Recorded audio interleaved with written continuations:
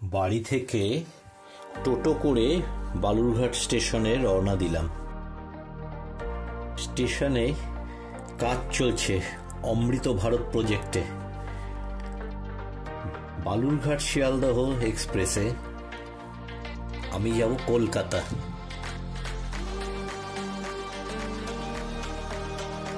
আমার 30 নম্বর seat, side আপার।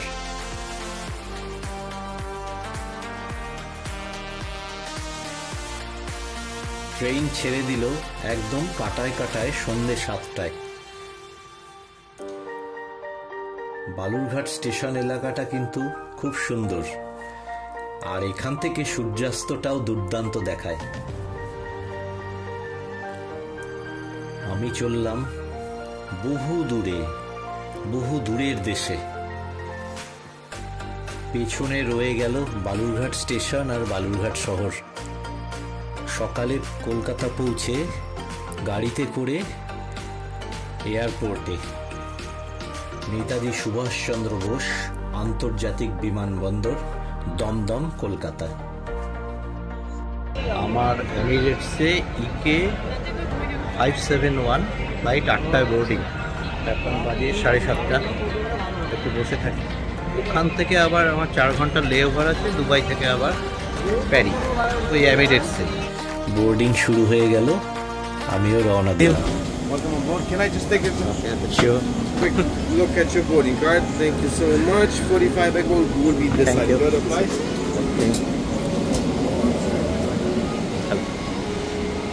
আমার এবার ট্রাভেল করছি, যে প্লেনটা পেয়েছি কলকাতা থেকে দুবাই, সে হচ্ছে বোয়িং 777-300। 2 ইঞ্জিন বিশিষ্ট প্লেন। এটা সবচেয়ে বড়, 350 মতো প্যাসেঞ্জার আটে। এই প্লেনের আরেকটা বিশেষত্ব হলো এটা পৃথিবীর সবচেয়ে চওড়া প্লেন। এই আমার সিট 45E। ব্ল্যাঙ্কেট, পিলো আর হেডফোন।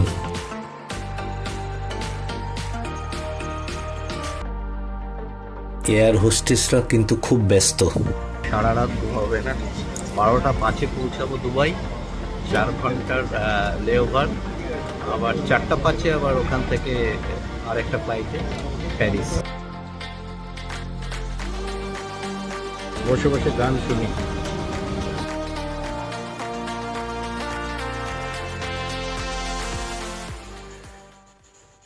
প্লেন রানওয়ে দিয়ে ছোটা শুরু করলো। প্লেনের লেজে লাগানো ক্যামেরা দিয়েই দেখা যাচ্ছে। রাতের খাবার চলে এলো। সিনেমা দেখতে দেখতে কখন দুবাই পৌঁছে গেছি। মধ্যপ্রাচ্যের দেশগুলো কাতার, দুবাই, সৌদি, বাহরিন সবগুলোই খুব আলো ঝলমলে।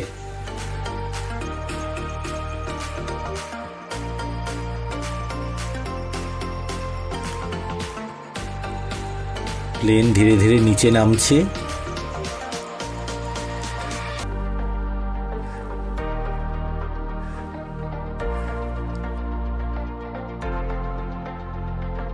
Welcome to Dubai.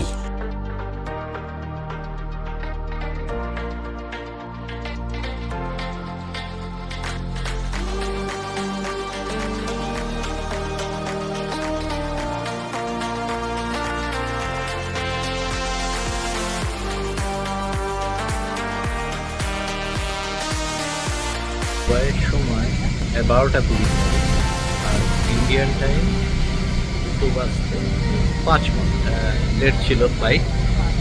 আমার আবার 4টা 5-এ ফ্লাইট। এই বাসে করে যাচ্ছি এখন টার্মিনাল বিল্ডিংয়ে।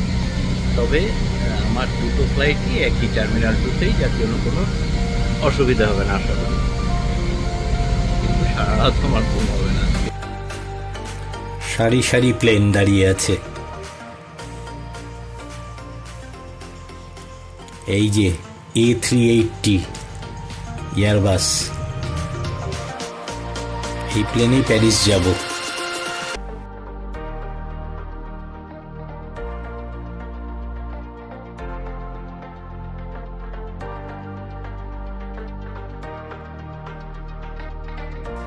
পেছনের মার্সিডিজটা লটারির ফার্স্ট প্রাইজ।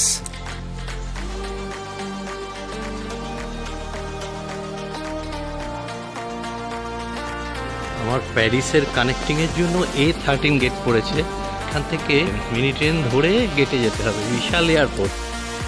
এই টার্মিনালের শাটল ট্রেন মেট্রো রেলওয়ের মতো দেখতে, এক টার্মিনাল থেকে এক টার্মিনাল যায় নিখরচায়।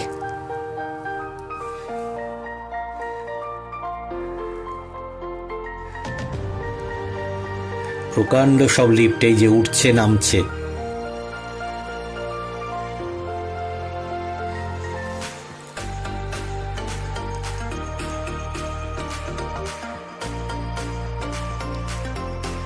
এই যে প্রকাণ্ড সব লিফট।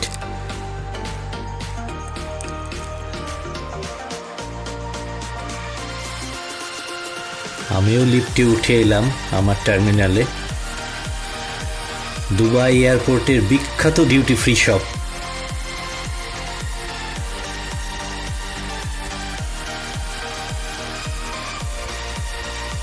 বসে অপেক্ষা। দুবাই এয়ারপোর্টে বসে আছি। আমার এমিরেটসেরই ফ্লাইট দুবাই থেকে প্যারিসের 0071, 4:05 এখানকার লোকাল সময়ে ফ্লাইট। ঘুম পাচ্ছে প্রচণ্ড, সারা রাত জাগা। কলকাতা থেকে দুবাইয়ের ফ্লাইটে তো ঘুমই আসলো না, সিনেমা দেখলাম বসে বসে। বসে থাকাটা খুব বিরক্তকর। এবার প্যারিসের প্লেনে উঠে পড়া।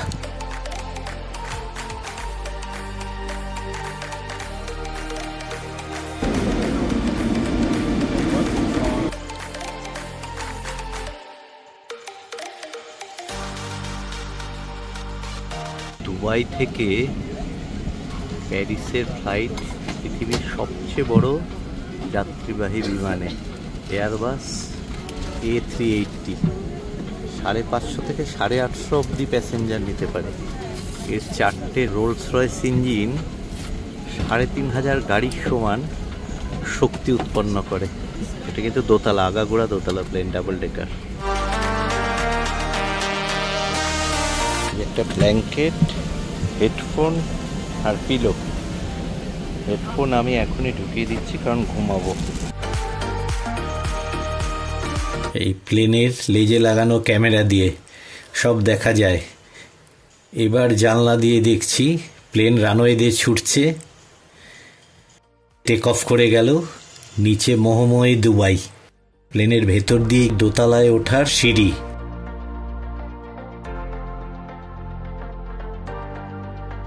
ঘুম ভেঙে গেছে, সকাল হয়ে গেছে। আর কিছুক্ষণ পরেই প্যারিসে পৌঁছাবো। আবার সিনেমা দেখছি। রাতে দেখেছি ট্রয়, আর এখন দেখছি প্যাটন। প্যাটনটা ছোটবেলায় অনেক আগে দেখেছিলাম, ওয়ার মুভিজ। আবার খাবার চলে এসছে, দেখলাম অমলেট, নানান রকম ফল, অ্যাপেল জুস, জল, আরও অনেক কিছু, কোশন, অনেক কিছু। এখানে হুইস্কি ওয়াইনও দেয়, কিন্তু আমি তো খাই না, সেই জন্য আমি জুসটাই নেই। এই নিচে ফ্রান্স দেখা যাচ্ছে। ফ্রান্সে ঢুকে পড়েছি, সকাল হয়ে গেছে।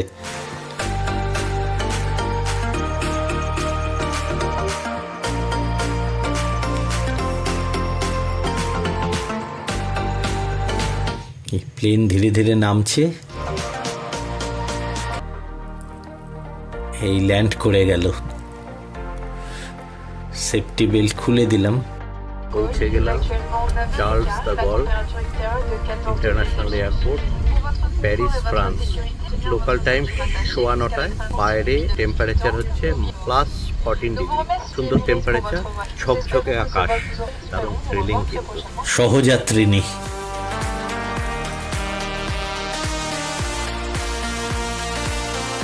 প্রচন্ড ভিড়।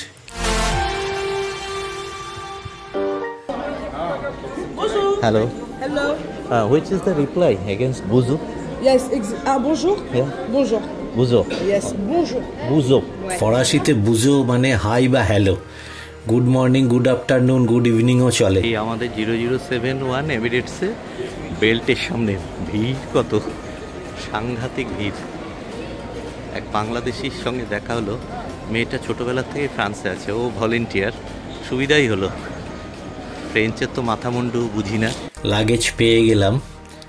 আর এই ছবিটা স্মৃতি হয়ে থাকবে। এই যে আমার প্লেন যেটাতে এলাম। ভলেন্টিয়ারের দৌড়াদৌড়ি। এনারা ফরাসি, প্যারিসে থাকেন, অনেক হেল্প করেছেন আমাকে। এই সিমটাই নিলাম অল ওভার ইউরোপ, 1 মাস চলবে, তারপর টপ আপ ভরতে হবে। 100 GB আনলিমিটেড কল ইউরোপে। দাম তো ভালোই আছে, 50 ইউরো, প্রায় 4,500-এর ওপরে, 5,000 টাকার মতো। এই এয়ারপোর্ট থেকে বেরিয়েই এই যে মেট্রো আর ট্রেন স্টেশন, আমি ট্রেন ধরে আমার হোটেলে যাব এখন। উপরে টার্মিনাল আর এই নিচে ট্রেন স্টেশন।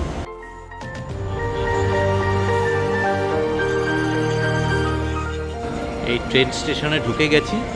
ভাষা নিয়ে যে সমস্যাটা হওয়ার কথা ছিল, আমি জানি এটা অলিম্পিকে ভলেন্টিয়ার থাকবেই, সব জায়গাতেই থাকে বড় টুর্নামেন্টে, এখানেও আছে। ভাষা নিয়ে অতটা সমস্যা হচ্ছে না, কারণ ফ্রেঞ্চরা একটু ইংরেজিতে অত বলতে চায় না, জেনেও বলে না, না জানে না, আমি জানি না।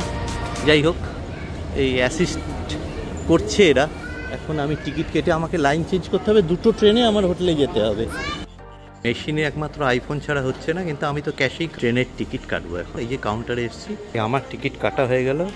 11.80 ইউরো, 12 ইউরো। এটাতে আমি পুরো হোটেলের কাছাকাছি চলে যাব। 2টো ট্রেন, মানে একটা ট্রেনের পর আরেকটা ট্রেন ধরে সোজা পৌঁছে যাব।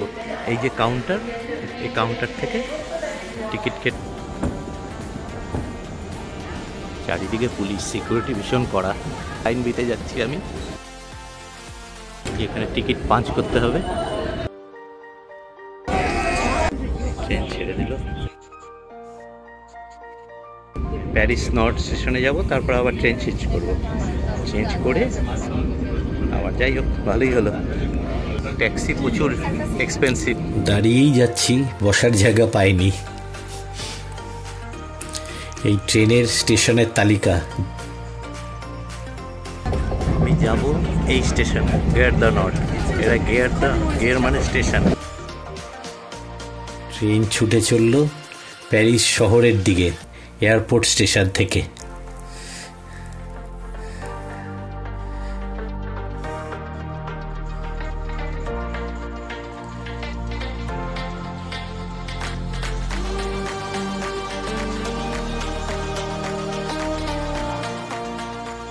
প্যারিসের সেন্ট্রাল স্টেশন, এরা গেট দ্য নর্থ বলে। বিশাল স্টেশন, মেইন স্টেশন, মানে প্যারিসের হাওড়া স্টেশন বলতে পারি। এখান থেকে আমি লাইন চেঞ্জ করলাম, আমি বি লাইনে এলাম। এবার এই যে লাইন 5-এ যাব। লাইন 5-এ গিয়ে স্টেশনে নেমে আমি তারপরে হোটেলে যাবো, কিছুটা হেঁটে।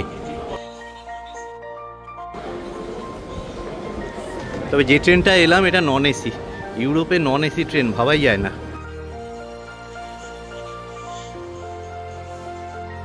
পাহাড়ায় কোনো খামতি নেই, সব জায়গায় পুলিশ। এই যে লাইন 5, এখান থেকে আবার ট্রেন বদল হবে আমার।